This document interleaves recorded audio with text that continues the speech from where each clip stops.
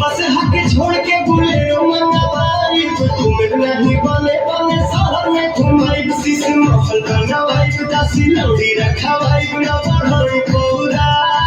काहे नाराज बानी रौरा नैहर मत जाई गौरा नैहर मत जाई गौरा नैहर मत जाई गौरा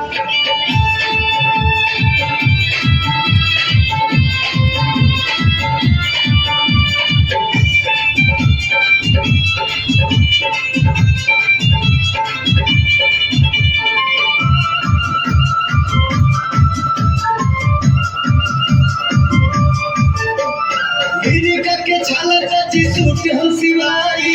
हसम के बदले सुगंधी लगाई के छाला चाची सूट हम सिवाई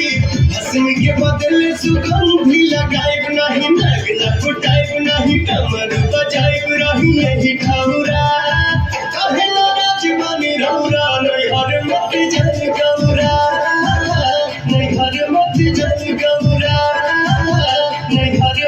जाई गौरा नहीं गंजा मलवाई नहीं भांग की सवाई रोज भर गौरा गंजा मलवाई नहीं भांग की सवाई रोज भर गौरा काहे नाराज बनी रौरा नैहर मत जाई गौरा